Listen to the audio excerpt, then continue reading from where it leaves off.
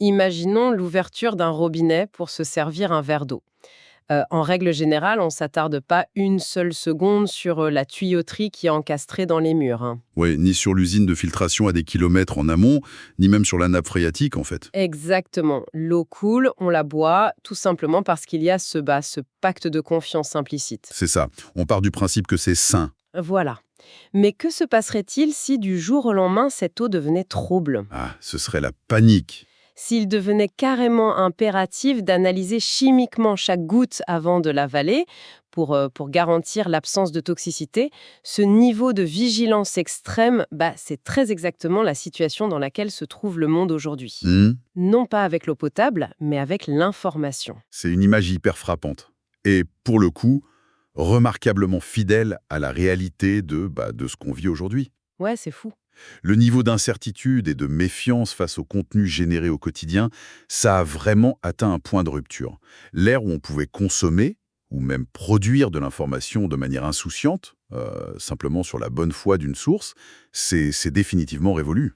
Et c'est le cœur même de notre mission pour cette exploration en profondeur d'aujourd'hui.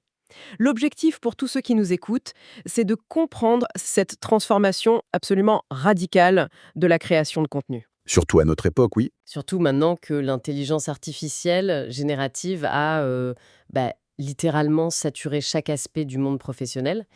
Il s'agit de décrypter comment passer de cette surcharge d'informations, qui est devenue un vrai champ de mine juridique, à un système de gouvernance conscient. Un système mesurable et auditable, surtout.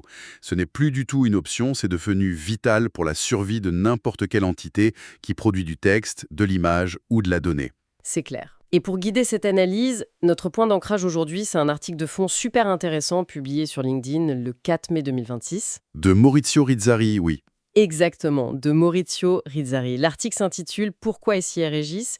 Le cycle de vie conscient des données pour chaque entreprise de médias».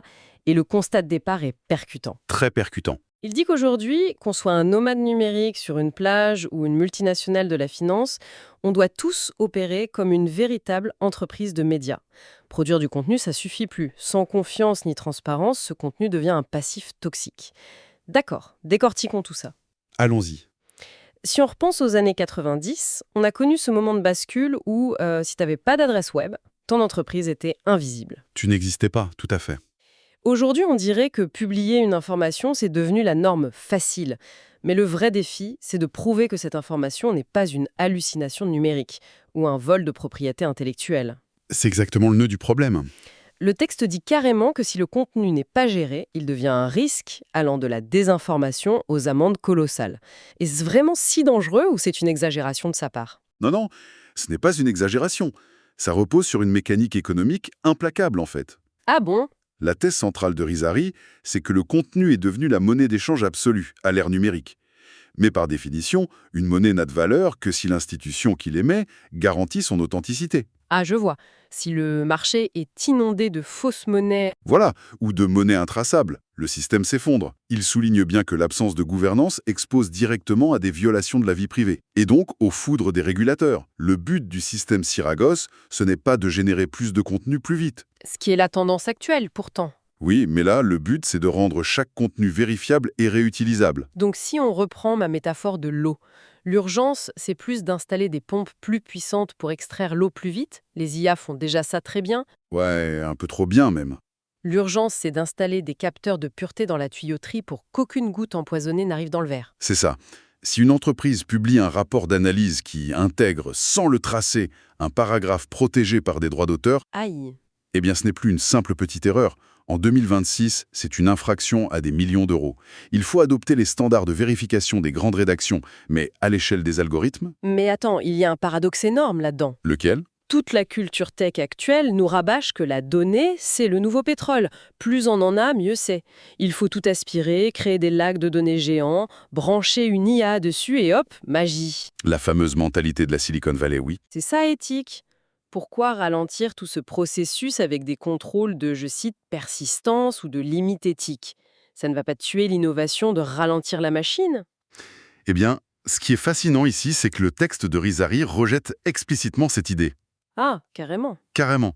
Il dit que les données ne sont pas seulement le carburant de l'IA, c'est un passif si elles ne sont pas gérées correctement. Si tu la gères mal, ta donnée n'est pas du pétrole, c'est un déchet radioactif. Waouh, un déchet radioactif. C'est le principe des deux premiers piliers de Syragos, le cycle de vie conscient des données et le périmètre de confiance algorithmique. On n'accumule plus à l'aveugle. Et ça marche comment en pratique? Comment on apprivoise cette fameuse boîte noire de l'IA? Ezari a beaucoup écrit sur ce problème de la boîte noire. En gros, ce périmètre de confiance garantit que l'IA ne génère pas de certitude aveugle. On impose des protocoles de transparence, des contrôles éthiques. Donc on trace le cheminement logique de l'IA. Exactement. On utilise des frameworks de traçabilité des décisions. Chaque décision de l'IA laisse une empreinte cryptographique. On peut remonter la chaîne exacte jusqu'à la donnée source. C'est un changement de paradigme complet. C'est là que ça devient vraiment intéressant. C'est un peu comme maintenir la cuisine d'un restaurant, quoi. Comment ça? Les piliers 1 et 2, cette mécanique éthique interne, c'est comme garder une cuisine impeccable. Les chefs travaillent avec des ingrédients sourcés, tout est propre en interne. Mais les piliers 3 et 4, dont parle l'article, Les procédures externes et le contenu vérifiable. c'est ça. C'est le moment où l'inspecteur de l'hygiène, donc l'audit externe, débarque. Avoir une cuisine propre, c'est bien, mais si on ne peut pas prouver au monde extérieur qu'on respecte les lois, ça sert à rien. Il faut afficher l'origine exacte de chaque ingrédient sur le menu. J'aime beaucoup cette analogie. Et ces ingrédients affichés publiquement, c'est ce que le pilier 4 appelle le contenu structuré avec des métadonnées. Les métadonnées, voilà. Syragos aligne les opérations internes avec les réglementations existantes, comme le RGPD ou les nouveaux cadres mondiaux de l'IA. Tu ne peux plus juste te cacher derrière « mon IA a dit ça ». Il faut une documentation prête pour l'audit. Donc on transforme un peu des publications jetables en actifs durables. C'est exactement l'idée. Les métadonnées transforment des publications éphémères en actifs durables et dignes de confiance. Une donnée sourcée et auditable prend de la valeur au lieu d'en perdre. Alors qu'est-ce que tout cela signifie pour l'écosystème global? Parce que jusqu'à présent, c'est un peu le règne du bricolage, non? Ah, le fameux patchwork d'outils, oui. C'est ça. On utilise un outil pour chercher, un autre pour écrire, un troisième pour corriger. Et à chaque copier-coller, tu perds tes métadonnées. Ta chaire de confiance est brisée. C'est catastrophique pour la conformité. Voilà pourquoi Syragos propose une intégration unique du flux de travail, de l'ingestion à la publication. Il rejette complètement ces solutions de bricolage. Et ça va au-delà des simples entreprises, hein. Les sources parlent des consultations de l'ONU, du Centre pour l'inclusion financière. C'est pas juste un petit logiciel, c'est global. Si l'on relie cela à la situation dans son ensemble, on voit que l'ère de l'IA a créé une crise de confiance mondiale. Rizzari a écrit un autre article d'ailleurs, intitulé « Pourquoi la vérification l'emporte sur la confiance ». La vérification l'emporte sur la confiance. C'est fort, ça. Croire sur parole n'est plus suffisant, surtout pour l'ONU ou les institutions financières. Ils exigent du contenu concret, des preuves irréfutables.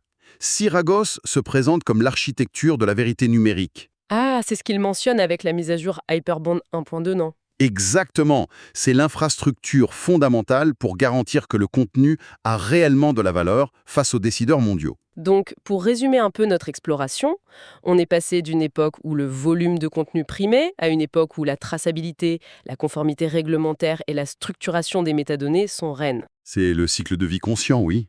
Et c'est ce qui différencie un actif précieux d'un risque juridique ou réputationnel énorme. Tout à fait, mais cela soulève une question importante pour l'avenir. Laquelle? En lisant les mentions sur les deepfakes et les réponses certifiées dans les sources, on est en droit de se demander si des systèmes comme Syragos deviennent la norme mondiale absolue pour certifier le contenu, qu'adviendra-t-il du contenu non certifié? Oh!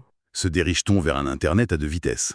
C'est-à-dire un Internet de confiance d'un côté et le reste de l'autre? Voilà.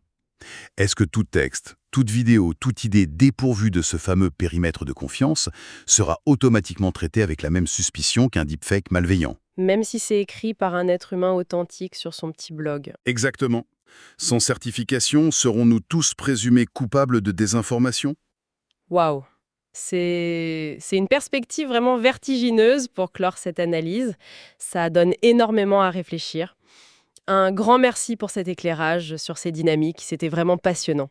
C'était un plaisir. J'invite tous ceux qui nous écoutent à réfléchir à la gouvernance de leur propre création parce qu'on voit bien que c'est l'enjeu de demain. Excellente continuité à toutes et à tous et merci de nous avoir suivis.